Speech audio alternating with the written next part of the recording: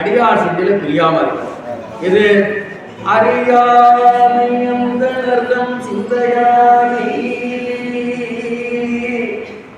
அருமறையில் அகத்தானை அணுவை யாருக்கும் தெரியாத தத்துவனை தேனை பாலை திகழ் ஒளியை தேவர்கள் கம்போனை மற்றை கனியானை நான்முகனை கனலை காற்றை கனைக்கடலை புலவரையை கலந்து.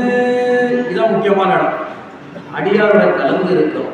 ஒருத்தர் பெரியவர் ஆகணும் அப்படின்னா எல்லா அடியாரை இவர் வேணும் அவர் வேண்டாம் அப்படின்னு பார்க்காம எல்லாரும் வேணும் என்று கலந்து யார் நிற்கிறாங்களோ அவர்கள் தான் பெரியவர் தன்மை அடைவார்கள்.